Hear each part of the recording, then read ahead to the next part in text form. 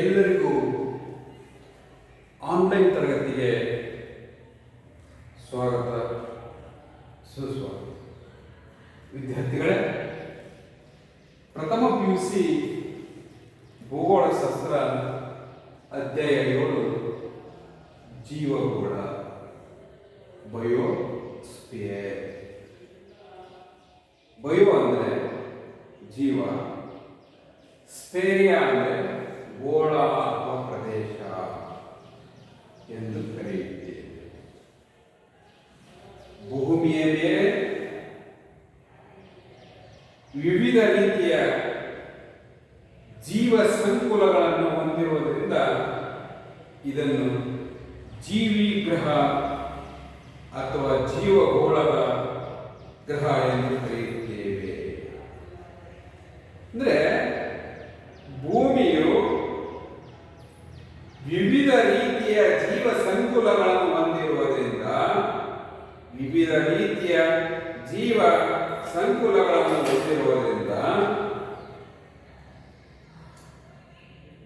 ಇದನ್ನು ಜೀವಗ್ರಹ ಅಥವಾ ಜೀವಗೋಳದ ಗ್ರಹ ಎಂದು ಕರೆಯುತ್ತೇವೆ. ಭೂಮಿಯ ಮೇಲೆ ಜೀವಿಗಳ ಅಸ್ತಿತ್ವವು ಘನ, ಶಿಲಗೋಳ, ಅನಿಲ, ವಾಯುಮಂಡಲ ಮತ್ತು ದ್ರವ ರೂಪದ ಜಲಗೋಳದ ಒಟ್ಟಾರೆ ಪಟ್ಟಿಗೆಯಾಗಿರುತ್ತದೆ. ವಿವಿಧ ರೀತಿಯ ಜೀವ ಸಂಕುಲ ಹೊಂದಿರೋದ್ರಿಂದ ಈ ಭೂಮಿಯನ್ನ ಜೀವಿಗ್ರಹ ಅಥವಾ ಜೀವಗ್ರಹ, ಜೀವಗೋಳದ ಗ್ರಹ ಎಂದು ಕರೆಯುತ್ತೇವೆ. ಭೂಮಿಯ ಮೇಲೆ ಜೀವಿಗಳ ಅಸ್ತಿತ್ವ ಇದೆ ಅಂದ್ರೆ ಇಲ್ಲಿರ್ತಕ್ಕಂಥ ಜಲ, ಘನ, ಅನಿಲ, ಶಿಲಗೋಳ ಮತ್ತು ದ್ರವ ರೂಪದ ಜಲಗೋಳದ ಒಟ್ಟಾರೆ ಕೊಡುಗೆಯಾಗಿರ್ತಕ್ಕಂಥದ್ದು. ಶಿಲಗೋಳ, ಜಲಗೋಳ ಮತ್ತು ವಾಯುಗೋಳ ಹೊಂದಿಕೊಂಡಿರುತ್ತಿರುವ ಈ ಸೂಕ್ಷ್ಮ ಜೀವಾಣುಗಳು ಸಸ್ಯಗಳು ಮತ್ತು ಪ್ರಾಣಿಗಳು ವಾಸ ಪ್ರದೇಶವನ್ನು ಜೀವಗೋಳ ಎಂದು ಕರೆಯುತ್ತೇವೆ. ಇದನ್ನು ಸ್ವಲ್ಪ ಅರ್ಥ ಮಾಡ್ಕೋಬೇಕು. ಯಾವ ಗ್ರಹದಲ್ಲಿ ಯಾವ ಜೀವ ಸಂಕುಲಗಳು ಇಲ್ಲ. ಇಲ್ಲಿ ಭೂಮಿಯ ಮೇಲ್ಮೈ, ಭೂಮಿ ಹೊಂದಿಕೊಂಡಿರತಕ್ಕಂಥ ವಾಯು, ಶಿಲಗೋಳ, ಜಲಗೋಳ, ನೀರು,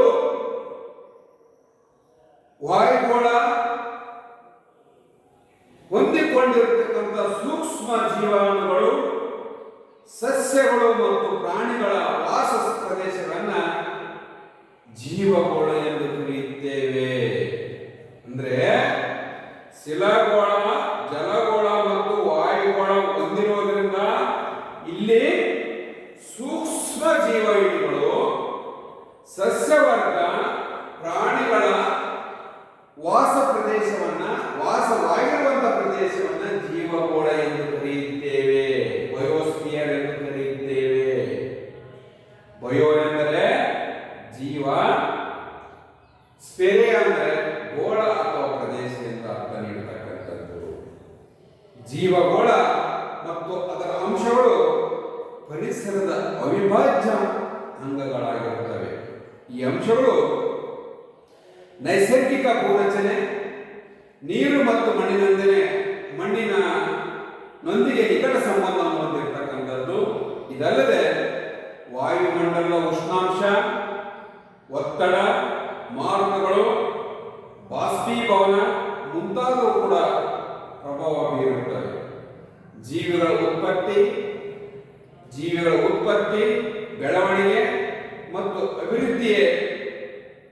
ಅಭಿವೃದ್ಧಿಯು ಕೂಡ ಭೂಮಿ, ವಾಯು ಮತ್ತು ನೀರು ಇವುಗಳ ಜೀವಗೋಳದೊಂದಿಗೆ ಹೊಂದಿರತಕ್ಕಂಥ ಸಂಬಂಧದ ಪರಿಣಾಮವಾಗಿರತಕ್ಕಂಥದ್ದು. ಅಂದ್ರೆ ಭೂಮಿಯ ಮೇಲ್ಭಾಗದಲ್ಲಿ ಗಾಳಿ ಇರುವುದರಿಂದ, ಮಣ್ಣು ಇರುವುದರಿಂದ ಮತ್ತು ನೀರು ಇರುವುದರಿಂದ ಇವೆಲ್ಲ ಪರಿಣಾಮವಾಗಿ ಇಲ್ಲಿ ಸೂಕ್ಷ್ಮ ಜೀವಾಣುಗಳು, ಸಸ್ಯ ವರ್ಗ, ಪ್ರಾಣಿ ವರ್ಗ ಮತ್ತು ಜೀವ ಸಂಕುಲ ವಾಸ ಸ್ಥಳಕ್ಕೆ ಯೋಗ್ಯವಾಗಿರ್ತಕ್ಕಂಥ ಪ್ರದೇಶ. ಅಂದ್ರೆ ಜೀವಿಗಳು ಅದಕ್ಕೆ ಜೀವಗ್ರಹ ಎಂದು ಕರೆಯುತ್ತೇವೆ. ಹಾಗಾಗಿ ಭೂಮಿಯ ಮೇಲ್ಭಾಗದಲ್ಲಿರ್ತಕ್ಕಂಥ ಶಿಲಗೋಳ, ಜಲಗೋಳ ಮತ್ತು ವಾಯುಗಳ ಹೊಂದಿರುವುದರಿಂದ ಇವುಗಳ ಪರಿಣಾಮವಾಗಿ ಇಲ್ಲಿ ಜೀವಿಗಳು ವಾಸವಾಗಿವೆ. ವಿದ್ಯಾರ್ಥಿಗಳೇ, ಅದರಲ್ಲಿ ಫಸ್ಟ್ ಒನ್ ಬರ್ತಕ್ಕಂಥದ್ದು 7.1 ಪರಿಸರ, 7.2 ಜೀವ ಪರಿಸರ ಶಾಸ್ತ್ರ, 7.3 ಜೀವ ಸಮೂಹಗಳು ಬಯೋಮ್ಸ್, 7.4 ಜೈವಿಕ ವೈವಿಧ್ಯತೆ ಬಯೋಡೈವರ್ಸಿಟಿ. ಅದರಲ್ಲಿ ಫಸ್ಟ್ ಒನ್ ಪರಿಸರ. ಈ ಪರಿಸರ ಎಂಬ ಪದವು ಫ್ರೆಂಚ್ ಭಾಷೆಯ ಎನ್ವಿರ್ನರ್ ಎಂಬ ಪದದಿಂದ ಬಂದಿದೆ. ಎನ್ವಿರ್ನರ್ ಫ್ರೆಂಚ್ ಭಾಷೆಯ ಎನ್ವಿರ್ನರ್ ಎಂಬ ಪದದಿಂದ ಬಂದಿದ್ದು. ಇದರ ಅರ್ಥ ಸುತ್ತಮುತ್ತ, ಟು ಸರೌಂಡಿಂಗ್. ಎಲ್ಲಿ ಪರಿಸರ ಸ್ವಚ್ಛಂದವಾಗಿದೆಯೋ ಅಲ್ಲಿ ದೇವರನ್ನು ಕಾಣುತ್ತೇವೆ ಅಂತ ಹೇಳ್ತಾರೆ. ಎಲ್ಲಿ ಪರಿಸರ ಸ್ವಚ್ಛಂದವಾಗಿದೆಯೋ ಅಲ್ಲಿ ನಾವು ದೇವರನ್ನು ಕಾಣಬಹುದು. ಬಹುಶಃ ವಿದ್ಯಾರ್ಥಿಗಳೇ, ಪರಿಸರ ಅಂದ ತಕ್ಷಣ ನಮಗೆ ಗೊತ್ತಾಗುತ್ತೆ ನಾವು ಇರುವಂತ ಪರಿಸರ, ನಮ್ಮ ಸುತ್ತಮುತ್ತಲಿರ್ತಕ್ಕಂಥ ಪರಿಸರ ಚೆನ್ನಾಗಿತ್ತಂದ್ರೆ ಯಾವುದೇ ತರಹದ ರೋಗಗಳು ಬರೋದಿಲ್ಲ, ಮಾನಸಿಕ ನೆಮ್ಮದಿಯಿಂದ ವಾಸವಾಗಿರ್ಬೋದು. ಹಾಗಾಗಿ ಪರಿಸರ ಅಂದರೆ ಜೀವಿಗಳು, ಜೀವ ಸಮೂಹಗಳು, ಬಾಹ್ಯ ಅಂಶಗಳಿಗೆ ಹೊಂದಿಕೊಂಡಂತೆ ಇರುವಂತ ಪ್ರದೇಶವಾಗಿದೆ. ಅಂದ್ರೆ ನಮ್ಮ ಸರೌಂಡಿಂಗ್, ಇಲ್ಲಿರ್ತಕ್ಕಂಥ ಜೀವಿಗಳಿರ್ಬೋದು, ಜೀವ ಸಮೂಹಗಳು ಇರ್ಬೋದು, ಬಾಹ್ಯ ಅಂಶಗಳಿಗೆ ಹೊಂದಿಕೊಂಡಂತೆ ಇರುವ ಪ್ರದೇಶವಾಗಿದೆ. ಇನ್ನೊಂದು ಹಂತದಲ್ಲಿ ಈ ಪರಿಸರ ಎಂದರೆ ಏನಂದ್ರೆ, ಪರಿಸರವು ನಮ್ಮ ಸುತ್ತಮುತ್ತಲಿರುವ ಎಲ್ಲ ಅಂಶಗಳನ್ನು ಒಳಗೊಂಡಿವೆ. ನಮ್ಮ ಸುತ್ತಮುತ್ತಲು ಏನೇನಿದೆ ನೋಡಿ, ನಮ್ಮ ಸುತ್ತಮುತ್ತಲು ಗಾಳಿ ಇದೆ, ನೀರಿದೆ, ಭೂಮಿ ಇದೆ, ಸಸ್ಯವರ್ಗ ಇದೆ, ಜನರು ಇದ್ದಾರೆ ಅಲ್ವಾ. ಅಂದ್ರೆ ನಮ್ಮ ಸುತ್ತಮುತ್ತಲು ಎಲ್ಲ ಅಂಶಗಳನ್ನು ಒಳಗೊಂಡಿರ್ತಕ್ಕಂಥದ್ದನ್ನೇ ಪರಿಸರ ಅಂತ ಕರಿತೇವೆ. ಭೂಮಿಯ ಮೇಲೆ ಒಂದೇ ರೀತಿಯಾಗಿ ಕಂಡುಬರುವುದಿಲ್ಲ. ಈ ನೈಸರ್ಗಿಕ ಮತ್ತು ಮಾನವ ಚಟುವಟಿಕೆಗಳು ಪರಿಸರದ ಮೇಲೆ ಪ್ರಭಾವ ಬೀರತಕ್ಕಂಥದ್ದು. ಮಾನವ ಮಾಡತಕ್ಕಂಥ ಕೆಲಸ ಮತ್ತು ಈ ನೈಸರ್ಗಿಕ ಇವೆಲ್ಲವೂ ಪ್ರಭಾವ ಬೀರಿರ್ತಕ್ಕಂಥವು.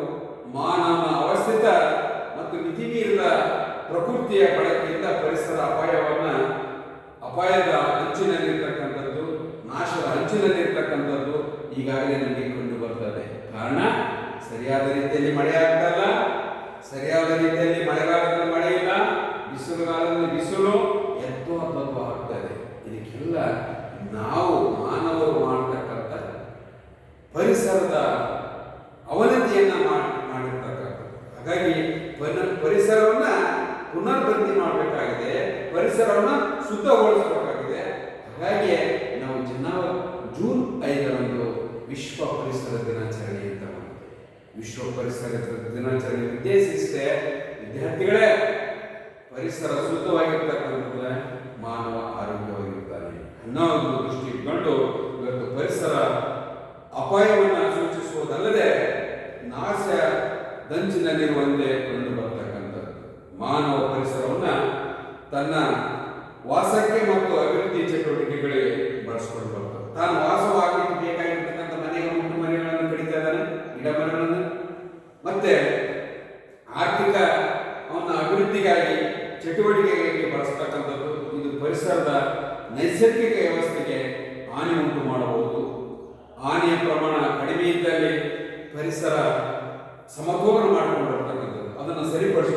ಹಾನಿಯ ಪ್ರಮಾಣ ಪರಿಸರದ ನಾವು ನಾಶ ಏನು ಮಾಡ್ತದೋ ಅದರ ಪ್ರಮಾಣ ಕಡಿಮೆ ಇತ್ತಂದ್ರೆ ಅದು ಪರಿಸರ ತನ್ನ ಹಂತದಲ್ಲಿಯೇ ಸರಿಪಡಿಸಿಕೊಳ್ಳುತ್ತದೆ. ಆದರೆ ದುರ್ಬಲ ಮತ್ತು ಮಿತಿಮೀರಿದ ಬಳಕೆಯಿಂದ ಪರಿಸರವು ತನ್ನ ಅಸ್ತಿತ್ವದಲ್ಲಿ ಉಳಿಯುವುದಿಲ್ಲ. ಆತ್ಮೀಯ ವಿದ್ಯಾರ್ಥಿಗಳೇ, ಇವತ್ತು ಪರಿಸರವನ್ನು ನಾವು ವಿಚಾರ ಮಾಡಿ ಪರಿಸರವನ್ನು ಬಳಸಬೇಕಾಗಿದೆ. ಹಾಗಾಗಿ ಈ ಪರಿಸರವನ್ನು ಎರಡು ವಿಧಗಳಾಗಿ ವಿಂಗಡಿಸಲಾಗಿದೆ. ಒಂದು ಭೌತಿಕ ಪರಿಸರ, ಇನ್ನೊಂದು ಸಾಂಸ್ಕೃತಿಕ ಪರಿಸರ. ಈ ಪರಿಸರವನ್ನ ಎರಡು ವಿಧಗಳಲ್ಲಿ ವಿಂಗಡಿಸಲಾಗಿದೆ. ಒಂದು ಭೌತಿಕ ಪರಿಸರ, ಇನ್ನೊಂದು ಸಾಂಸ್ಕೃತಿಕ ಪರಿಸರ. ಹಾಗಾದ್ರೆ ಭೌತಿಕ ಪರಿಸರ ಎಂದರೆ ನೈಸರ್ಗಿಕವಾಗಿ ನಿರ್ಮಾಣವಾದ ಜೈವಿಕ ಅಂಶಗಳನ್ನು ಒಳಗೊಂಡಿರುವ ಪರಿಸರವನ್ನ ನೈಸರ್ಗಿಕ ಪರಿಸರ ಎಂದು ಕರೆಯುತ್ತೇವೆ.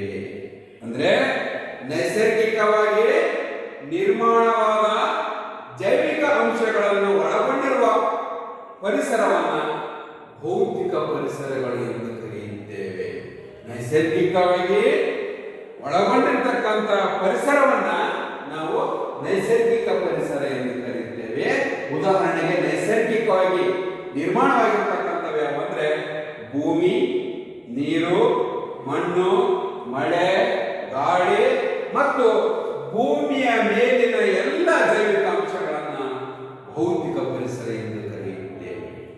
ಆತ್ಮೀಯ ವಿದ್ಯಾರ್ಥಿಗಳೇ, ಭೌತಿಕ ಪರಿಸರ ಅಂದ್ರೆ ನೈಸರ್ಗಿಕವಾಗಿ ನಿರ್ಮಾಣವಾದ ಜೈವಿಕ ಅಂಶಗಳನ್ನು ಒಳಗೊಂಡಿರ್ತಕ್ಕಂಥ ನೈಸರ್ಗಿಕವಾಗಿ ನಿರ್ಮಾಣವಾದ ಜೈವಿಕ ಅಂಶಗಳನ್ನು ಒಳಗೊಂಡಿರ್ತಕ್ಕಂಥ ಅಂಶಗಳನ್ನು ಭೌತಿಕ ಪರಿಸರ ಎಂದು ಕರೆಯುತ್ತೇವೆ. ಅವು ಯಾವುವು ಅಂದ್ರೆ ಭೂಮಿ, ನೀರು, ಮಣ್ಣು, ಗಾಳಿ, ಮಳೆ ಮತ್ತು ಭೂಮಿಯ ಮೇಲಿನ ಎಲ್ಲ ಜೈವಿಕ ಅಂಶಗಳನ್ನ ನಾವೇನಂತ ಕರಿತೀವಿ? ಭೌತಿಕ ಪರಿಸರ ಎಂದು ಕರೆಯುತ್ತೇವೆ. ಇನ್ನು ಸಾಂಸ್ಕೃತಿಕ ಪರಿಸರ. ಸಾಂಸ್ಕೃತಿಕ ಪರಿಸರ ಅಂದ ತಕ್ಷಣ ಮಾನವ ತನ್ನ ಜೀವನಕ್ಕಾಗಿ ತನ್ನ ಉಳಿವಿಗಾಗಿ ನಿರ್ಮಿಸಿಕೊಂಡಿರುವ ಅಂಶಗಳನ್ನು ಒಳಗೊಂಡಿರುವಂತಹ ಪರಿಸರವನ್ನ ಸಾಂಸ್ಕೃತಿಕ ಪರಿಸರ ಎಂದು ಕರೆಯುತ್ತೇವೆ.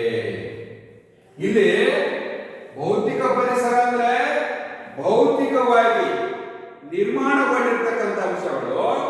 ಇಲ್ಲಿ ಸಾಂಸ್ಕೃತಿಕ ಪರಿಸರ ಅಂದ್ರೆ ಮಾನವ ತನ್ನ ಉಳಿವಿಗಾಗಿ ತನ್ನ ಜೀವನಕ್ಕಾಗಿ ನಿರ್ಮಾಣಗೊಂಡಿರ್ತಕ್ಕಂಥ ಅಂಶಗಳನ್ನ ಸಾಂಸ್ಕೃತಿಕ ಪರಿಸರ ಎಂದು ಕರೆಯುತ್ತೇವೆ.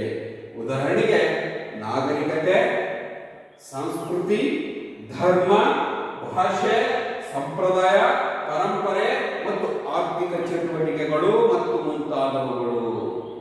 ಇಲ್ಲಿ ಹೇಳ್ತಾನೆ ಸಾಂಸ್ಕೃತಿಕ ಪರಿಸರ ಅಂದ್ರೆ ಮಾನವ ತನ್ನ ಜೀವನಕ್ಕಾಗಿ ನಿರ್ಮಿಸಿಕೊಂಡಿರ್ತಕ್ಕಂಥ ಅಂಶಗಳನ್ನು ಒಳಗೊಂಡಿರ್ತಕ್ಕಂಥ ಪರಿಸರವನ್ನ ಸಾಂಸ್ಕೃತಿಕ ಪರಿಸರ ಎಂದು ಕರೀತೇವೆ.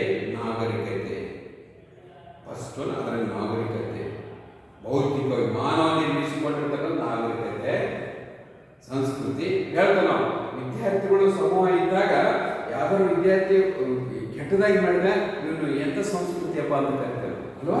ಸರಿಯಾದ ರೀತಿಯಲ್ಲಿ ಇಲ್ಲ, ವರ್ತನೆ ಸರಿ ಇಲ್ಲ ಅಂದ್ರೆ ಅವನು ಬೆಳೆದು ಬಂದಿರತಕ್ಕಂಥ ಸಂಸ್ಕೃತಿ ಸರಿ ಇಲ್ಲ ಅಂತೇಳಿ ಐಡೆಂಟಿಫೈ ಮಾಡ್ತಾರೆ. ಧರ್ಮ ನೋಡಿ, ಧರ್ಮವು ಅನೇಕ ಧರ್ಮಗಳನ್ನು ಒಳಗೊಂಡಿರ್ತಕ್ಕಂಥ ರಾಷ್ಟ್ರ, ನಮ್ಮ ರಾಷ್ಟ್ರ ವೈವಿಧ್ಯತೆಯಲ್ಲಿ ಏಕತೆಯನ್ನು ಹೊಂದಿರತಕ್ಕಂಥದ್ದು. ಹಾಗಾಗಿ ಧರ್ಮ, ಭಾಷೆ ನೋಡಿ, ಭಾಷೆ ನಾವು ನೋಡಿ ಭಾಷೆವಾರು ನಾವು ರಾಜ್ಯಗಳನ್ನು ಮಾಡಿದ್ದೇವೆ. ಕನ್ನಡ ಮಾತಾಡ್ತಕ್ಕಂಥದ್ದು ಕರ್ನಾಟಕ, ತೆಲುಗು ಮಾತಾಡ್ತಕ್ಕಂಥದ್ದು ಆಂಧ್ರ, ಹೀಗೆ ತಮಿಳು ಮಾತಾಡ್ತಕ್ಕಂಥದ್ದು ತಮಿಳುನಾಡು. ಈ ರೀತಿ ಭಾಷಾವಾರು ಸಂಪ್ರದಾಯಗಳು ನೋಡಿ, ರಾಜ್ಯ ಪ್ರದೇಶದಿಂದ ಪ್ರದೇಶಕ್ಕೆ ಹೋದಾಗ ಸಂಪ್ರದಾಯಗಳು ಪರಂಪರೆ ಬೇರೆ ಬೇರೆ ಆಗುತ್ತೆ. ಇವುಗಳನ್ನ ಸಾಂಸ್ಕೃತಿಕ ಪರಿಸರ ಎಂದು ಕರೆಯುತ್ತೇವೆ. ಮಾನವನ ಎಲ್ಲ ಆರ್ಥಿಕ ಚಟುವಟಿಕೆಗಳನ್ನು ಒಳಗೊಂಡಿರ್ತಕ್ಕಂಥ ಅಂಶಗಳು ಏನದವಲ್ಲ ಎಲ್ಲವೂ ಸಾಂಸ್ಕೃತಿಕ ಪರಿಸರ. ಭೌತಿಕ ಪರಿಸರ ಅಂದ್ರೆ ನೈಸರ್ಗಿಕವಾಗಿ ನಿರ್ಮಾಣವಾದ ಜೈವಿಕ ಅಂಶಗಳನ್ನು ಒಳಗೊಂಡಿರ್ತಕ್ಕಂಥ ಅಂಶಗಳನ್ನ ಭೌತಿಕ ಪರಿಸರ ಎಂದು ಕರೆಯುತ್ತೇವೆ. ನೈಸರ್ಗಿಕವಾಗಿ ನಿರ್ಮಾಣವಾಗಿರ್ತಕ್ಕಂಥ ಅಂಶಗಳು ಯಾವಂದ್ರೆ ನೋಡಿ, ಭೂಮಿ ನಾವು ಮಾಡಿಲ್ಲ, ನೀರು ನಾವು ಮಾಡಿಲ್ಲ, ಮಣ್ಣು ನಾವು ಮಾಡಿಲ್ಲ, ಮಳೆ ಗಾಳಿ ಎಲ್ಲ ನಾವು ಮಾಡ್ಕೊಂಡಿರ್ತಲ್ಲ. ಅಂದ್ರೆ ಇವು ಎಲ್ಲವೂ ನೈಸರ್ಗಿಕವಾಗಿ ನಿರ್ಮಾಣವಾಗಿರ್ತಕ್ಕಂಥ ಅಂಶಗಳನ್ನು ಒಳಗೊಂಡಿರ್ತಕ್ಕಂಥ ಈ ಪರಿಸರವನ್ನ ಭೌತಿಕ ಪರಿಸರ ಎಂದು ಕರಿತೇವೆ. ಸಾಂಸ್ಕೃತಿಕ ಪರಿಸರ ಅಂದ ತಕ್ಷಣ ಮಾನವ ತನ್ನ ಜೀವನಕ್ಕಾಗಿ ನಿರ್ಮಿಸಿಕೊಂಡಿರ್ತಕ್ಕಂಥ ಅಂಶಗಳನ್ನು ಒಳಗೊಂಡಿರ್ತಕ್ಕಂಥ ಅಂಶಗಳನ್ನ ಸಾಂಸ್ಕೃತಿಕ ಪರಿಸರ ಅಂತ ಕರಿತೇವೆ. ಅಂಥವು ಯಾವಂದ್ರೆ ನಾವು ಬರೆದಿದ್ದೇವೆ ಸಂಸ್ಕೃತಿ, ಧರ್ಮ, ಭಾಷೆ, ಕೃಷಿ, ಗಣಿಗಾರಿಕೆ, ನಾವು ಮಾಡ್ತಕ್ಕಂಥದ್ದು ಎಲ್ಲ ಚಟುವಟಿಕೆಗಳು ಅವು ಎಲ್ಲವೂ ಸಾಂಸ್ಕೃತಿಕ ಪರಿಸರವಾಗಿದೆ. ಪರಿಸರವನ್ನ ಎರಡು ವಿಧಗಳಾಗಿ ವಿಂಗಡಿಸಲಾಗಿದೆ. ಒಂದು ಭೌತಿಕ ಪರಿಸರ, ಎರಡನೇದು ಸಾಂಸ್ಕೃತಿಕ ಪರಿಸರ. ಭೌತಿಕ ಪರಿಸರ ಅಂದ್ರೆ ಭೂಮಿಯ ಮೇಲೆ ನೈಸರ್ಗಿಕವಾಗಿ ನಿರ್ಮಿತವಾಗಿರ್ತಕ್ಕಂಥ ಅಂಶಗಳನ್ನು ಒಳಗೊಂಡಿರ್ತಕ್ಕಂಥ ಪರಿಸರವನ್ನ ಭೌತಿಕ ಪರಿಸರ ಎಂದು ಕರೆಯುತ್ತೇವೆ. ಇಲ್ಲೇ ಮಾನವ ತನ್ನ ಜೀವನಕ್ಕಾಗಿ ನಿರ್ಮಿಸಿಕೊಂಡಿರ್ತಕ್ಕಂಥ ಅಂಶಗಳನ್ನು ಒಳಗೊಂಡಿರ್ತಕ್ಕಂಥ ಪರಿಸರವನ್ನ ಸಾಂಸ್ಕೃತಿಕ ಪರಿಸರ ಎಂದು ಕರೆಯುತ್ತೇವೆ. ಇಲ್ಲಿ ಅರ್ಥ ಮಾಡ್ಕೋಬೇಕು. ಇಲ್ಲಿ ತಮ್ಮಷ್ಟಕ್ಕೆ ತಾವು ಒಪ್ಪಿಕೊಂಡಿದ್ದು ಮಾನವನಿಗೆ ಬೇಕಾಗಿರ್ತಕ್ಕಂಥ ನಿರ್ಮಾಣ ಮಾಡಿಕೊಂಡಿರ್ತಕ್ಕಂಥದ್ದನ್ನು ಸಾಂಸ್ಕೃತಿಕ ಪರಿಸರ ಎಂದು ಕರೆಯುತ್ತೇವೆ. ಅರ್ಥ ಆಗಿದೆಯಲ್ಲ? ಮುಂದಿನ 7.1ರಲ್ಲಿ ಪರಿಸರ ಎಂಬ ಪದವು ಫ್ರೆಂಚ್ ಭಾಷೆಯ ಎನ್ವಿರ್ನರ್ ಎಂಬ ಪದದಿಂದ ಬಂದಿದ್ದು. ಇದರ ಅರ್ಥ ಸುತ್ತಮುತ್ತ, ಟು ಸರೌಂಡ್, ನಮ್ಮ ಸುತ್ತಮುತ್ತಲಿರ್ತಕ್ಕಂಥ ಪರಿಸರ. ಈ ಪರಿಸರವನ್ನು ಎರಡು ಭಾಗಗಳಾಗಿ ಮಾಡಿದರೆ, ಒಂದು ಭೌತಿಕ ಪರಿಸರ, ಇನ್ನೊಂದು ಸಾಂಸ್ಕೃತಿಕ ಪರಿಸರ. ನೆಕ್ಸ್ಟ್, ಜೀವ ಪರಿಸರ ಶಾಸ್ತ್ರ. ಇಲ್ಲಿ ಜೀವ ಪರಿಸರ ಶಾಸ್ತ್ರವು ಪರಿಸರಕ್ಕೆ ಸಂಬಂಧಿಸಿದಂತೆ ಸಸ್ಯ, ಪ್ರಾಣಿ ಮತ್ತು ಸೂಕ್ಷ್ಮಾಣು ಜೀವಗಳ ಅಧ್ಯಯನದ ಒಂದು ವಿಜ್ಞಾನವಾಗಿದೆ. ಇಲ್ಲಿ ಜೀವ ಪರಿಸರ ಶಾಸ್ತ್ರದಲ್ಲಿ ಸಸ್ಯಗಳ ಕುರಿತು, ಪ್ರಾಣಿಗಳ ಕುರಿತು ಮತ್ತು ಸೂಕ್ಷ್ಮ ಜೀವಾಣುಗಳ ಅಧ್ಯಯನವೇ ಜೀವ ಪರಿಸರ ಶಾಸ್ತ್ರವಾಗಿದೆ. ಇದು ಜೈವಿಕ ಮತ್ತು ಅಜೈವಿಕ ಘಟಕಗಳ ಬಗ್ಗೆ ಪರಿಸರ ಆರೋಗ್ಯಕರವಾಗಿ ನಿರ್ವಹಿಸುತ್ತದೆ.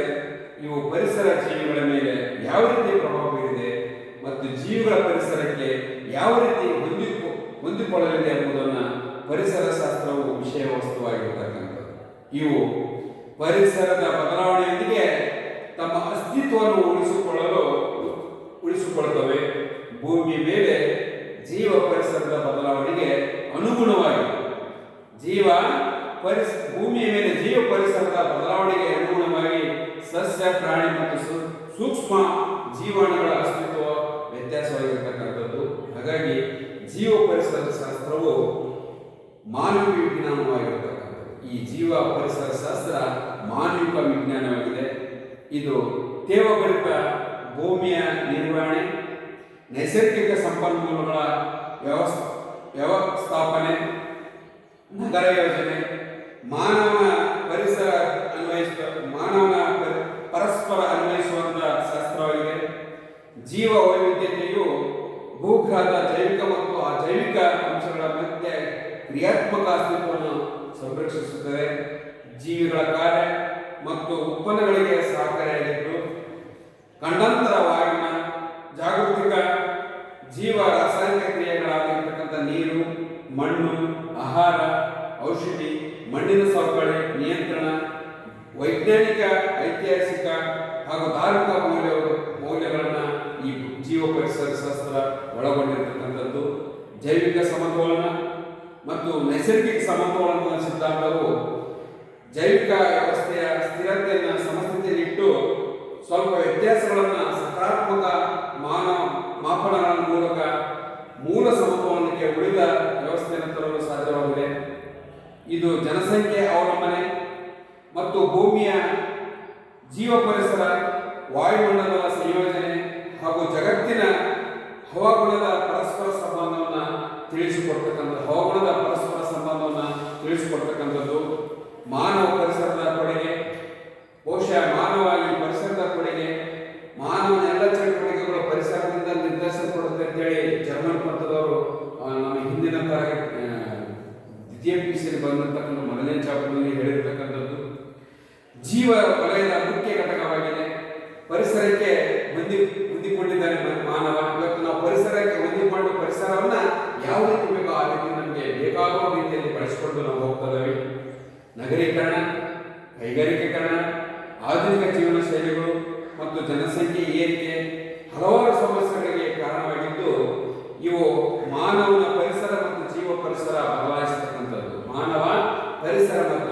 ಜೀವ ಪರಿಸರವನ್ನು ಬದಲಾಯಿಸಿಕೊಳ್ತಕ್ಕಂಥದ್ದು. ಇದು 7.2 ಜೀವ ಪರಿಸರ ಶಾಸ್ತ್ರ.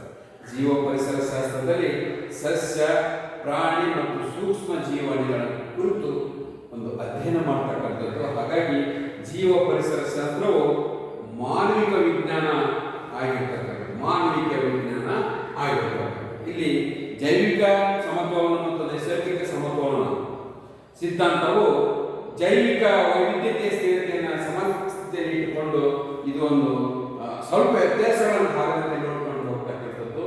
ಇನ್ನು 7.3 ಜೀವ ಸಮೂಹಗಳು.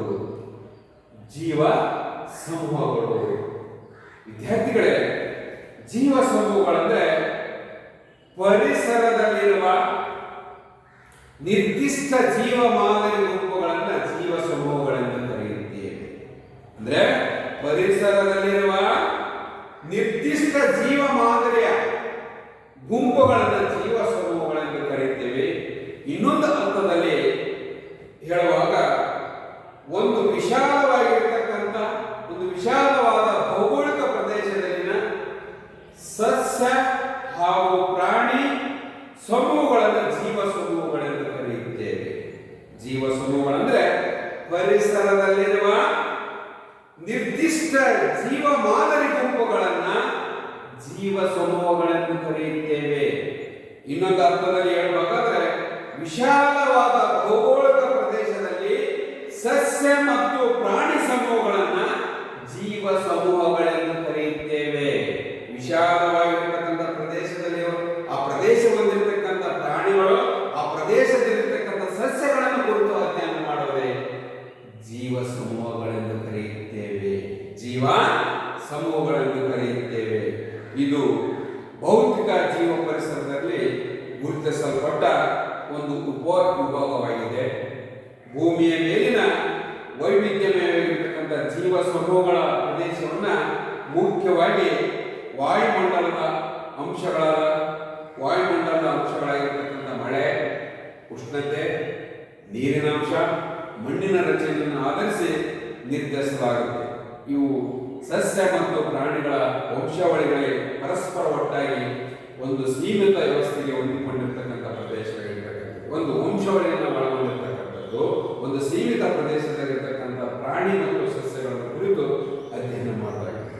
ಅಂದರೆ ಜೀವ ಸಮೂಹಗಳ ಭೂಗೋಳ ವಿಜ್ಞಾನಿಗಳು, ಭೂಗೋಳಶಾಸ್ತ್ರಜ್ಞರು, ಭೂಗೋಳಶಾಸ್ತ್ರದ ಕುರಿತು ಅಧ್ಯಯನ ಮಾಡತಕ್ಕಂಥ ವಿಜ್ಞಾನಿಗಳು ಜಗತ್ತಿನಲ್ಲಿ 10 ರಿಂದ 20 ರೀತಿಯ ಭೂಭಾಗದ ಜೀವ ಸಮೂಹಗಳನ್ನು ಗುರುತಿಸಿದ್ದಾರೆ. ಜಗತ್ತಿನಲ್ಲಿ 10 ರಿಂದ 20 ರೀತಿಯ ಭೂಭಾಗದ ಜೀವ ಸಮೂಹಗಳನ್ನು ಗುರುತಿಸಿದ್ದಾರೆ. ಇವುಗಳಲ್ಲಿರ್ತಕ್ಕಂಥ ಜೀವ ಮಾದರಿಗಳನ್ನ ಆಧಿಪತ್ಯಕ್ಕೆ ಅನುಗುಣವಾಗಿ, ಜೀವ ಮಾದರಿ ಹೊಂದಿರತಕ್ಕಂಥ ಆಧಿಪತ್ಯಕ್ಕೆ ಅನುಗುಣವಾಗಿ 6 ಪ್ರಕಾರಗಳಾಗಿ ಜೀವ ಸಮೂಹಗಳನ್ನು ಗುರುತಿಸಿದ್ದಾರೆ.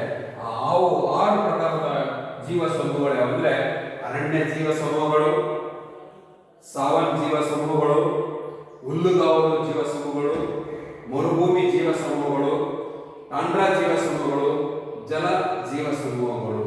ಒಟ್ಟಾರೆ 10 ರಿಂದ 20 ಭೂಗೋಳಶಾಸ್ತ್ರಜ್ಞರು ಆ ಪ್ರದೇಶ ಹೊಂದಿರತಕ್ಕಂಥ ಭೂಭಾಗದ ಆಧಾರದ ಮೇಲೆ 10 ರಿಂದ 20 ಹೇಳಿದರೆ ಅವನ್ನೆಲ್ಲ ಒಟ್ಟಾರೆ ಕೂಡಿಸಿ ಒಟ್ಟು ಜೀವ ಸಮೂಹಗಳನ್ನು 6 ವಿಧಗಳಾಗಿ ವಿಂಗಡಿಸಿದರೆ 5 ಮಾರ್ಕಿನ ಪ್ರಶ್ನೆ ಕೇಳಿದ್ರೆ ಜೀವ ಸಮೂಹ ಎಂದರೇನು, ವಿಧಗಳನ್ನು ಕುರಿತು ವಿವರಿಸಿ ಅಂತೇಳಿ. ಅದಕ್ಕೆ ಜೀವ ಸಮೂಹಗಳಂದ್ರೆ ಸಸ್ಯ ಮತ್ತು ಪ್ರಾಣಿಗಳನ್ನು ಕುರಿತು, ಅಂದ್ರೆ ಒಂದು ಪ್ರದೇಶದಲ್ಲಿರ್ತಕ್ಕಂಥ ಪರಿಸರದಲ್ಲಿರ್ತಕ್ಕಂಥ ನಿರ್ದಿಷ್ಟ ಜೀವ ಮಾದರಿ ಗುಂಪುಗಳನ್ನು ಜೀವ ಸಮೂಹಗಳನ್ನು ಕರಿತೇವೆ.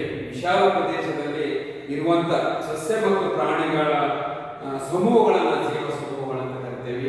ಈ ಜೀವ ಸಮೂಹಗಳನ್ನು 6 ಪ್ರಕಾರಗಳಾಗಿ ವಿಂಗಡಿಸಲಾಗಿದೆ. ಅರಣ್ಯ ಜೀವ ಸಮೂಹಗಳು, ಸಾವನ್ ಜೀವ ಸಮೂಹಗಳು, ಹುಲ್ಲುಗಾವಲು ಜೀವ ಸಮೂಹಗಳು, ಮರುಭೂಮಿ ಜೀವ ಸಮೂಹಗಳು, ಟಾಂಡ್ರಾ ಜೀವ ಸಮೂಹಗಳು ಮತ್ತು ಜಲ ಜೀವ ಸಮೂಹಗಳು. ಇದರಲ್ಲಿ ಫಸ್ಟ್ ಒನ್ ಇರ್ತಕ್ಕಂಥದ್ದು ಅರಣ್ಯ ಜೀವ ಸಮೂಹಗಳು. ಅರಣ್ಯ ಜೀವ ಸಮೂಹಗಳು ವಿದ್ಯಾರ್ಥಿಗಳೇ, ಅರಣ್ಯದಲ್ಲಿರ್ತಕ್ಕಂಥದ್ದು ಬಹುಶಃ ನಾವು ಮರಗಳು, ಅರಣ್ಯ ಜೀವ ಸಮೂಹಗಳಲ್ಲಿ ಜೀವ ಮಾದರಿಯ ಆಧಿಪತ್ಯವನ್ನು ಹೊಂದಿರತಕ್ಕಂಥದ್ದು. ಅಂದ್ರೆ ಅರಣ್ಯ ಗಿಡ ಮರಗಳು ಹೊಂದಿರತಕ್ಕಂಥ ಪ್ರದೇಶವನ್ನು ಅರಣ್ಯ ಅಂತ ಕರಿತೇವೆ.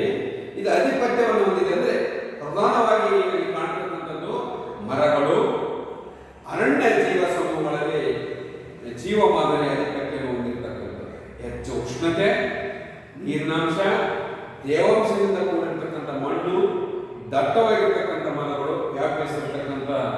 ಇದು ಸಮಭಾಜಕ ವೃತ್ತ ಪ್ರದೇಶದಲ್ಲಿ ಅರಣ್ಯ ಜೀವ ಸಮೂಹಗಳು ವ್ಯಾಪಿಸಿರ್ತಕ್ಕಂಥ ಸಮಭಾಜಕ ವೃತ್ತದಲ್ಲಿ ಈ ಅರಣ್ಯ ಜೀವ ಸಮೂಹಗಳು ಕಂಡುಬರ್ತಕ್ಕಂಥದ್ದು. ಅರಣ್ಯ ಜೀವ ಸಮೂಹಗಳು ಅಂದರೆ ವಿವಿಧ ರೀತಿಯ ಮರಗಳ ಸಮೂಹವನ್ನು ಅರಣ್ಯ ಜೀವ ಸಮೂಹಗಳು ಅಂತ ಕರೀತೀವಿ. ಇದು ಹೆಚ್ಚು ಕಂಡುಬರ್ತಕ್ಕಂಥದ್ದು ಸಮಭಾಜಕ ವೃತ್ತ ಪ್ರದೇಶದಲ್ಲಿ ದಟ್ಟವಾಗಿರ್ತಕ್ಕಂಥ ಅರಣ್ಯ. ಇನ್ನೆರಡನೇದು ಸಾವನ್ ಜೀವ ಸಮೂಹಗಳು. ಇವು ಅರಣ್ಯ ಜೀವ ಸಮೂಹಗಳು ಮತ್ತು ಹುಲ್ಲುಗಾವಲು ಜೀವ ಸಮೂಹಗಳ ಮಧ್ಯವರ್ತಿ ಸ್ಥಳಗಳಲ್ಲಿ ಕಂಡುಬರ್ತವು. ಇವು ಮರಗಳೊಂದಿಗೆ ಹುಲ್ಲು ಮತ್ತು ವನಸ್ಪತಿಗಳಿಂದ ಕೂಡಿದ್ದು ಕಡಿಮೆ ಮತ್ತು ಋತುಮಾನಕ್ಕೆ ಅನುಗುಣವಾಗಿ ಮಳೆ ಬೀಳುವಂಥ ಪ್ರದೇಶದಲ್ಲಿ ಕಂಡುಬರ್ತಕ್ಕಂಥದ್ದು. ಕಡಿಮೆ ಮಳೆ ಋತುಮಾನಕ್ಕೆ ಅನುಗುಣವಾಗಿ ಮಳೆ ಬೀಳುವಂಥ ಪ್ರದೇಶದಲ್ಲಿ ಇವು ಕಂಡುಬರ್ತಕ್ಕಂಥದ್ದು ಸಾವನ್ ಜೀವ ಸಮೂಹ. ಇನ್ನು ಹುಲ್ಲುಗಾವಲು ಜೀವ ಸಮೂಹಗಳು. ಈ ಜೀವ ಸಮೂಹಗಳು ಹುಲ್ಲು ಪ್ರಧಾನ ಸಸ್ಯವಾಗಿರ್ತದೆ. ಅರಣ್ಯದಲ್ಲಿ ಮರಗಳಂತೆ ಹಂಗೆ ಇಲ್ಲಿ ಪ್ರಧಾನವಾಗಿರತಕ್ಕಂಥದ್ದು ಹುಲ್ಲು ಪ್ರಧಾನ ಸಸ್ಯ ವರ್ಗವಾಗಿದೆ. ಇದು ಸಾಧಾರಣ ಮಣ್ಣು, ಕಡಿಮೆ ಮಳೆಯಾಗುವ ಮರುಭೂಮಿಗಳಾಗಿರ್ತಕ್ಕಂಥ ಉಷ್ಣ ಮತ್ತು ಉಪಉಷ್ಣ ವಲಯಗಳಲ್ಲಿ ಮತ್ತು ಮಧ್ಯಂತರ ಅಕ್ಷಾಂಶಗಳ ಪ್ರದೇಶದಲ್ಲಿ ಈ ಹುಲ್ಲುಗಾವಲು ಜೀವ ಸಮೂಹಗಳು ಕಂಡುಬರ್ತಕ್ಕಂಥದ್ದು. ನಾಲ್ಕನೇದು ಮರುಭೂಮಿ ಜೀವ ಸಮೂಹಗಳು. ಇವು ಸಾಧಾರಣದಿಂದ ಕಡಿಮೆ ಮಳೆಯಾಗುವ ಪ್ರದೇಶದಲ್ಲಿ ಬದುಕು ಉಳಿಯುವ ಜೀವ ಸಮೂಹಗಳು ಹೊಂದಿರ್ತವು. ಇಲ್ಲಿ ಉಷ್ಣತೆಯು ವ್ಯತ್ಯಾಸ ಶಾಖ ಮತ್ತು ತಂಪಿನಿಂದ ಕೂಡಿರ್ತವು. ಸಾಮಾನ್ಯವಾಗಿ ಮುಳ್ಳಿನ ಜಾತಿಗೆ ಸೇರಿದ ಗಿಡಗಳು ಇಲ್ಲಿ ಕಂಡುಬರ್ತಕ್ಕಂಥದ್ದು. ಮರುಭೂಮಿಯಲ್ಲಿ ಬಹುಶಃ ಕಂಡುಬರ್ತಕ್ಕಂಥ ಮರಗಳು ಯಾವುವು ಅಂದರೆ ಮರಗಳು ಇರೋದಿಲ್ಲ, ಅಲ್ಲಿ ಕಂಡುಬರ್ತಕ್ಕಂಥದ್ದು ಕುಂಚದ ಗಿಡಗಳು ಕಂಡುಬರ್ತವೆ. ಅದರಲ್ಲಿ ಕಳ್ಳಿ ಗಿಡಗಳು, ಮುಳ್ಳಿನ ಜಾತಿಗೆ ಸೇರಿರ್ತಕ್ಕಂಥದ್ದು. ಇಂಥ ಒಂದು ಜೀವ ಸಮೂಹಗಳನ್ನು ಮರುಭೂಮಿ ಜೀವ ಸಮೂಹಗಳನ್ನು ಕರೆಯುತ್ತೇವೆ. ಇನ್ನು ಐದನೇದು ತಂಡ್ರ ಜೀವ ಸಮೂಹಗಳು. ಇವು ಅತ್ಯಂತ ಕಡಿಮೆ ಅವಧಿಯ ಸಣ್ಣ ಸಸ್ಯಗಳನ್ನು ಹೊಂದಿದ್ದು ಒಣ ತಂಪು ಬೇಸಿಗೆ ಋತುಮಾನವಿರುವಂತಹ ಧ್ರುವ ಪ್ರದೇಶದ ಮೇಲಿನ ಅಕ್ಷಾಂಶಗಳಲ್ಲಿ ಕಂಡು ಬರತಕ್ಕಂಥದ್ದು. ಇನ್ನು ಜೀವ ಸಮೂಹಗಳು. ಈ ಪ್ರದೇಶವು ಚಿಕ್ಕ ಮತ್ತು ದೊಡ್ಡ ವಿವಿಧ ರೀತಿಯ ಜಲಸಸ್ಯ ಮತ್ತು ಪ್ರಾಣಿಗಳನ್ನು ಹೊಂದಿವೆ.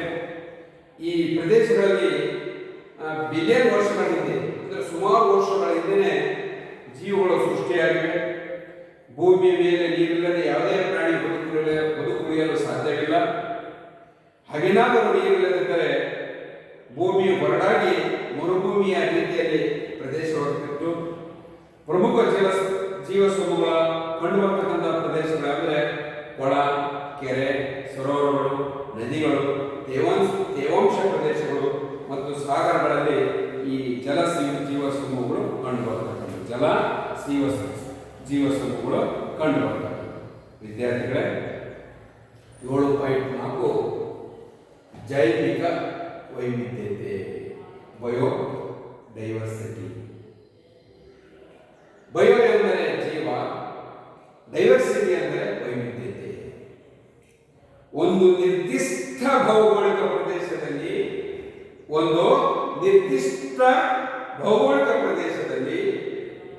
ವಿವಿಧ ಜಾತಿಗೆ ಸೇರಿರ್ತಕ್ಕಂಥ ಸಸ್ಯ ಮತ್ತು ಪ್ರಾಣಿ ಶ್ರೇಣಿಗಳನ್ನ ಜೈವಿಕ ವೈವಿಧ್ಯತೆ ಎಂದು ಕರೆಯುತ್ತೇವೆ. ಜೈವಿಕ ವೈವಿಧ್ಯತೆ ಅಂದ್ರೆ ಬಯೋಡೈವರ್ಸಿಟಿ ಅಂತ ಕರಿತೇವೆ. ಬಯೋ ಅಂದರೆ ಜೀವ, ಡೈವರ್ಸಿಟಿ ಅಂದ್ರೆ ವೈವಿಧ್ಯತೆ. ಅಂದ್ರೆ ಒಂದು ಸೀಮಿತ ಭೌಗೋಳಿಕ ಪ್ರದೇಶದಲ್ಲಿ ಕಂಡುಬರುವ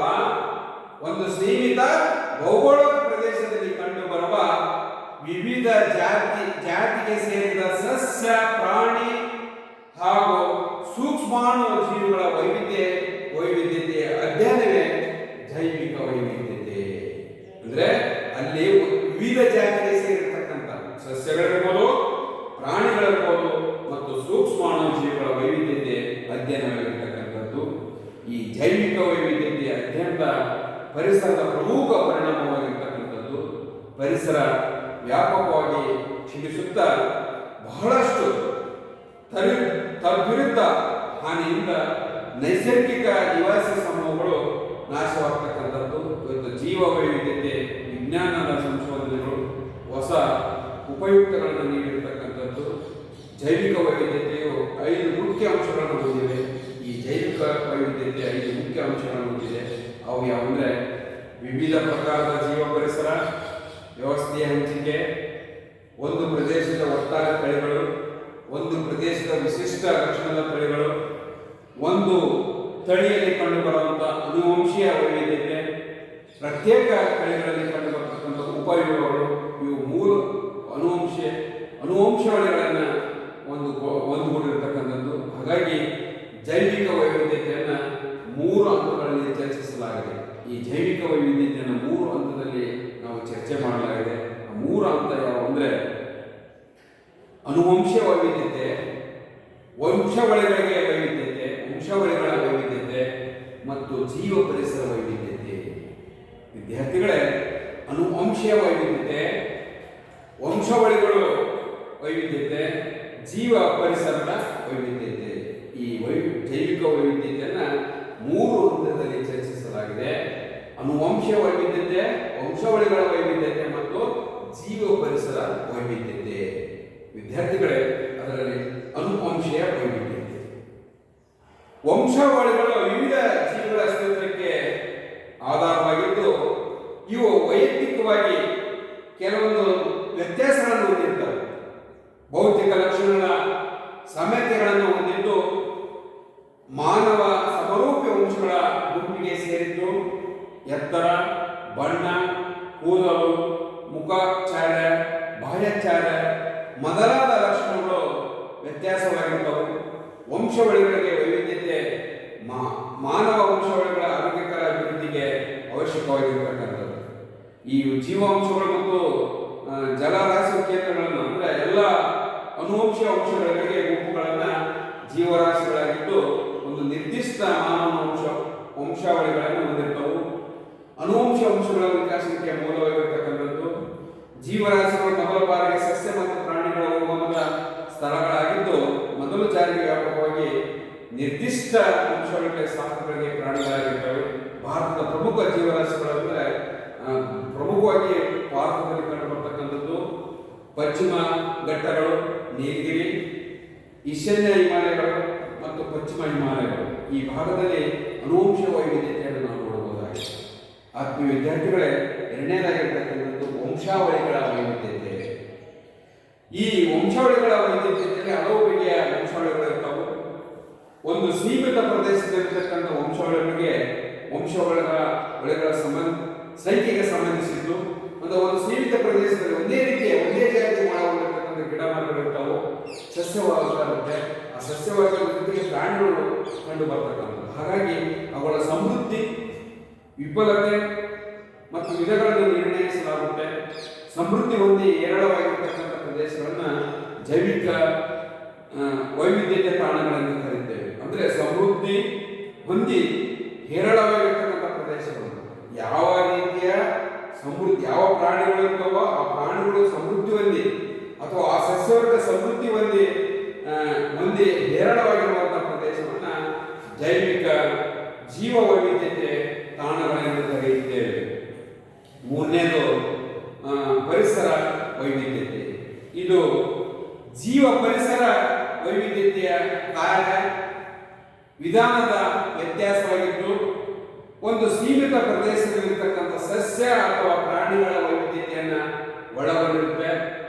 ಇದರ ಸಮುದಾಯ ಮತ್ತು ವೈವಿಧ್ಯತೆಯ ಪ್ರದೇಶಗಳನ್ನು ವಿವರವಾಗಿ ಅಧ್ಯಯನ ಮಾಡಲಾಗುವುದು. ಕ್ಲಿಷ್ಟಕರ ಹಾಗೂ ಗೊಂದಲಮಯವಾಗಿರ್ತಕ್ಕಂಥದ್ದು.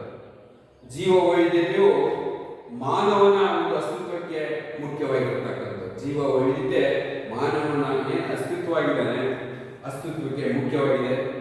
ಎಲ್ಲ ಜೀವ ಮಾದರಿಗಳು ಪರಸ್ಪರ ಅಂತರ್ ಸಂಬಂಧವನ್ನು ಹೊಂದಿದ್ದು ಒಂದರ ಪ್ರಗತಿ ಇನ್ನೊಂದರ ಆ ಸಮತೋಲನಕ್ಕೆ ಕಾರಣವಾಗಿದೆ. ಸಸ್ಯ ಮತ್ತು ಪ್ರಾಣಿ ವಂಶಗಳಿಗೆ ತೊಂದರೆಯಾದರೆ ಪರಿಸರ ಕೆಡುವುದಕ್ಕೆ ಮತ್ತು ಮಾನವನ ಅಸ್ತಿತ್ವಕ್ಕೆ ಬೆದರಿಕೆಯಾಗಿದೆ. ಜೀವಗಳು ಅದರ ಮೂಲ ಭಾಗಗಳಾಗಿರ್ತಕ್ಕಂಥ ಪರಿಸರ, ಜೀವ ಪರಿಸರ, ಜೀವ ಸಮೂಹಗಳು ಮತ್ತು ಜೈವಿಕ ವೈವಿಧ್ಯತೆಗಳೊಡನೆ ಜೀವ ವಲಯದ ವಿವಿಧ ಲಕ್ಷಣಗಳು ಮತ್ತು ಪ್ರಕಾರಗಳನ್ನು ವಿವರಿಸುತ್ತಾ ಭೂಮಿಯ ಮೇಲಿನ ಅದರ ಹಂಚಿಕೆಯನ್ನು ತಿಳಿಸಿಕೊಡಲಾಗುತ್ತೆ.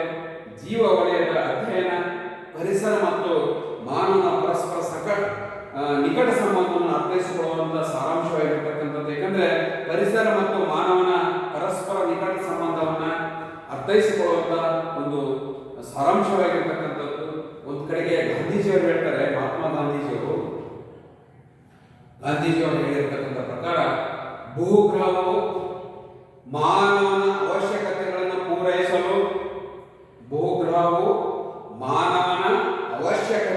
ಪೂರೈಸಲು ಬೇಕಾದ ನೈಸರ್ಗಿಕ ಸಂಪನ್ಮೂಲಗಳನ್ನು ಹೊಂದಿದೆಯೇ ಹೊರತು ದುರಾಸೆಗಳಲ್ಲ. ಅಂದ್ರೆ ಮಾನವನು ಬೇಕಾಗಿರ್ತಕ್ಕಂಥ ಸಂಪನ್ಮೂಲವನ್ನು ಪಡ್ಕೋಬೇಕು, ದುರಾಸೆಯಿಂದ ಅತಿಯಾಗಿ ಪರಿಸರವನ್ನು ಹಾಳು ಮಾಡಬಾರದು ಎನ್ನುವುದನ್ನು ಮಹಾತ್ಮ ಗಾಂಧೀಜಿಯವರು ಹೇಳಿದ್ದಾರೆ. ಭೂಮಿಯನ್ನ ರಕ್ಷಿಸಿ, ಮಾತೃಗ್ರಹವನ್ನು ಸಂರಕ್ಷಿಸಿ. ಈ ಭೂಮಿಯನ್ನ ರಕ್ಷಣೆ ಮಾಡೋಣ. ಈ ಮಾತೃ ಗ್ರಹವನ್ನು ಸಂರಕ್ಷಿಸೋಣ. ಇವೆಲ್ಲವೂ ರಕ್ಷಣೆ ಮತ್ತು ಸಂರಕ್ಷಣೆಯಿಂದ ಈ ಭೂಮಿಯ ಮೇಲೆ ಇರತಕ್ಕಂಥ ಏನು ಜೀವ ವೈವಿಧ್ಯತೆ, ಜೀವ ಸಮೂಹಗಳು ಮತ್ತು ಜೈವಿಕ ವೈವಿಧ್ಯತೆ ಇವೆಲ್ಲವೂ ಕೂಡ ಸಮಂಜಸವಾಗಿ ಬಹಳ ಸಿದ್ಧಬದ್ಧವಾಗಿ ಇರಲಿಕ್ಕೆ ಕಾರಣವಾಗಿರುತ್ತೆ. ಒಂದು ವಂಶವಾಡಿ ಹೇಳ್ತೇವೆ ನೋಡಿ, ಹೇಳ್ತೇವೆ ಅನುವಂಶ ವೈವಿಧ್ಯತೆ ಹೇಳ್ತಾರೆ. ಅವ್ರ ರಾಜ್ಯ ಹಂಗಾಗಿಬಿಟ್ರೆ ಅವ್ರ ರಾಜ್ಯನಂಗಾದ ನಮ್ಮ ತಂದೆ ಅಪ್ಪ ಅಮ್ಮ ಹಿಂಗೆ ಅವ್ರು ಮಾಡುವಂತ ಕೆಲಸ ಕಾರ್ಯಗಳಲ್ಲಿ ವಂಶಾವಳಿ ಬಂದ್ರೆ ಅಂತ ಹೇಳ್ತಾರೆ. ಹಿಂಗೆ ಈ ಜೈವಿಕ ವೈವಿಧ್ಯತೆಯನ್ನ ಇದನ್ನು ಮೂರು ಹಂತದಲ್ಲಿ ಚರ್ಚಿಸುತ್ತೇವೆ. ಒಂದು ಅನುವಂಶೀಯ ವೈವಿಧ್ಯತೆ, ವಂಶಾವಳಿಗಳ ವೈವಿಧ್ಯತೆ, ಜೀವ ಪರಿಸರ ವೈವಿಧ್ಯತೆ. ವಿದ್ಯಾರ್ಥಿಗಳೇ, ಈ ಪ್ರಥಮ PUC ಅಧ್ಯಾಯಗಳು ಜೀವಗಳ ಬಯೋಸ್ಫಿಯರನ್ನ ಈ ತರಗತಿಯನ್ನ ನಾನು ಮುಗಿಸ್ತಾ ಇದ್ದೀನಿ. ಇಲ್ಲಿ ಪ್ರಶ್ನೆಗಳು ಬಂದವು. ಏನ್ ಪ್ರಶ್ನೆಗಳು ಬಂದವು ಅಂದ್ರೆ, ಒಂದಂಕದ ಪ್ರಶ್ನೆಗಳಲ್ಲಿ ಭೂಮಿಯನ್ನು ಏಕೆ ಜೀವಗ್ರಹ ಎಂದು ಕರೆಯುತ್ತಾರೆ? ಆತ್ಮೀಯ ವಿದ್ಯಾರ್ಥಿಗಳೇ, ಭೂಮಿಯನ್ನ ವಿವಿಧ ರೀತಿಯ ಜೀವ ಸಮೂಹಗಳನ್ನ ಹೊಂದಿರುವುದರಿಂದ ಭೂಮಿಯನ್ನ ಜೀವಗ್ರಹ ಎಂದು ಕರೆಯುತ್ತೇವೆ. ಪರಿಸರ ಎಂದರೇನು? ಪರಿಸರ ಎಂದರೆ ನಮ್ಮ ಸುತ್ತಮುತ್ತಲಿರುವಂತ ಪರಿಸರವನ್ನು ಪರಿಸರ ಎಂದು ಕರೆಯುತ್ತೇವೆ. ಭೂಮಿಯ ಮೇಲೆ ಒಂದೇ ರೀತಿಯಾಗಿ ಕಂಡುಬರುವುದಿಲ್ಲ. ನೈಸರ್ಗಿಕ ಮತ್ತು ಮಾನವನ ಚಟುವಟಿಕೆ ಕೂಡ ಪರಿಸರಕ್ಕೆ ಕಾರಣವಾಗಿರ್ತಕ್ಕಂಥದ್ದು. ಜೀವ ಪರಿಸರ ಶಾಸ್ತ್ರವನ್ನು ಅರ್ಥೈಸಿ ಅಂತ ಜೀವ ಪರಿಸರ ಶಾಸ್ತ್ರವನ್ನು ಅರ್ಥೈಸಿ. ಇಲ್ಲಿ ಜೀವ ಪರಿಸರದಲ್ಲೇ ಪರಿಸರದಲ್ಲಿರ್ತಕ್ಕಂಥ ನಿರ್ದಿಷ್ಟ ಜೀವ ಮಾದರಿ ಗುಂಪುಗಳನ್ನ ಜೀವ ಸಮೂಹಗಳು, ಜೀವ ಪರಿಸರ ಅಂತ ಕರಿತೀವಿ. ಜೀವ ಸಮೂಹಗಳೆಂದರೆ ಪರಿಸರದಲ್ಲಿರ್ತಕ್ಕಂಥ ನಿರ್ದಿಷ್ಟ ಜೀವ ಮಾದರಿ ಗುಂಪುಗಳನ್ನ ಜೀವ ಸಮೂಹಗಳೆಂದು ಕರಿತೀವಿ. ಜೀವ ವೈವಿಧ್ಯತೆ ಪದದ ಅರ್ಥವನ್ನು ಹೇಳಿ. ಜೀವ ಪರಿಸರ ಶಾಸ್ತ್ರವು ಸಸ್ಯ, ಪ್ರಾಣಿ ಮತ್ತು ಸೂಕ್ಷ್ಮ ಜೀವಿಗಳ ಅಧ್ಯಯನವನ್ನ ಜೀವ ಪರಿಸರ ಶಾಸ್ತ್ರ ಎಂದು ಕರೀತೇವೆ. ಜೀವ ಪರಿಸರ ಶಾಸ್ತ್ರವು ಪರಿಸರಕ್ಕೆ ಸಂಬಂಧಿಸಿದಂತೆ ಸಸ್ಯ, ಪ್ರಾಣಿ ಮತ್ತು ಸೂಕ್ಷ್ಮಾಣು ಜೀವಿಗಳ ಅಧ್ಯಯನವೇ ಜೀವ ಪರಿಸರ ಶಾಸ್ತ್ರ. ಇನ್ನು ಜೀವ ಪರಿಸರ ಶಾಸ್ತ್ರ ಜೈವಿಕ ವೈವಿಧ್ಯತೆ ಪದದ ಅರ್ಥವನ್ನು ತಿಳಿಸಿ. ಜೈವಿಕ ವೈವಿಧ್ಯತೆ ಅಂದ್ರೆ ಬಯೋಡೈವರ್ಸಿಟಿ ಅಂತ ಕರಿತೇವೆ. ಬಯೋ ಅಂದ್ರೆ ಜೀವ, ಡೈವರ್ಸಿಟಿ ಅಂದ್ರೆ ವೈವಿಧ್ಯತೆ. ಆತ್ಮೀಯ ವಿದ್ಯಾರ್ಥಿಗಳೇ, ಈ ಪಾಠದಲ್ಲಿ ಬರುವಂತ ಅಂಶಗಳನ್ನು ನಾವು ಗಮನಿಸಿಕೊಂಡಾಗ ಬಹುಶಃ ಅಧ್ಯಾಯ 7 ಜೀವಗೋಳದಲ್ಲಿ ಬಯೋಸ್ಫಿಯರ್, ಜೀವ ಮತ್ತು ಗೋಳ ಕುರಿತು ಅಧ್ಯಯನ ಮಾಡತಕ್ಕಂಥದ್ದು. ಹಾಗಾಗಿ ಇಲ್ಲಿ ಪರಿಸರ ಎಂಬ ಪದವು ಫ್ರೆಂಚ್ ಭಾಷೆಯ ಎನ್ವಿರ್ನಾನ್ ಎಂಬ ಪದದಿಂದ ಬಂದಿದೆ. ಪರಿಸರ ಅಂದ್ರೆ ಸುತ್ತಮುತ್ತ, ಸರೌಂಡಿಂಗ್ ಎಂದು ಅರ್ಥ ನೀಡತಕ್ಕಂಥದ್ದು. ಈ ಪರಿಸರವನ್ನ 2 ವಿಧಗಳಾಗಿ ವಿಂಗಡಿಸಲಾಗಿದೆ. ಒಂದು ಭೌತಿಕ ಪರಿಸರ, ಇನ್ನೊಂದು ಸಾಂಸ್ಕೃತಿಕ ಪರಿಸರ. ಭೌತಿಕ ಪರಿಸರ ಅಂದ್ರೆ ನೈಸರ್ಗಿಕವಾಗಿ ನಿರ್ಮಾಣವಾಗಿರ್ತಕ್ಕಂಥ, ಈ ಭೂಮಿಯ ಮೇಲೆ ನೈಸರ್ಗಿಕವಾಗಿ ಸ್ವಾಭಾವಿಕವಾಗಿ ನಿರ್ಮಾಣವಾಗಿರ್ತಕ್ಕಂಥ ಒಂದು ಪರಿಸರದ ಅಂಶಗಳನ್ನು ಒಳಗೊಂಡಿರ್ತಕ್ಕಂಥ ಪ್ರದೇಶವನ್ನ ಭೌತಿಕ ಪರಿಸರ ಅಂತ ಕರಿತೇವೆ. ನೈಸರ್ಗಿಕವಾಗಿ ನಿರ್ಮಾಣವಾಗಿರ್ತಕ್ಕಂಥ ಅಂಶಗಳಲ್ಲಿ ಭೂಮಿ, ನೀರು, ಮಣ್ಣು, ಮಳೆ, ಗಾಳಿ, ಭೂಮಿ ಹೀಗೆ ನೀರಿನ ಎಲ್ಲ ಜೈವಿಕ ಅಂಶಗಳನ್ನು ಒಳಗೊಂಡಿರ್ತಕ್ಕಂಥ ಒಂದು ಪ್ರದೇಶವನ್ನ ನಾವು ಭೌತಿಕ ಪರಿಸರ ಅಂತ ಕರಿತೇವೆ. ಸಾಂಸ್ಕೃತಿಕ ಪರಿಸರ ಅಂದ್ರೆ ಮಾನವನಿಂದ ನಿರ್ಮಿತವಾಗಿರ್ತಕ್ಕಂಥ, ಮಾನವನಿಂದ ಅವನಿಗೆ ಬೇಕಾಗಿರ್ತಕ್ಕಂಥ ಅಂಶಗಳನ್ನು ಏನು ನಿರ್ಮಾಣ ಮಾಡ್ಕೊಂಡಿದ್ದೇವೆ.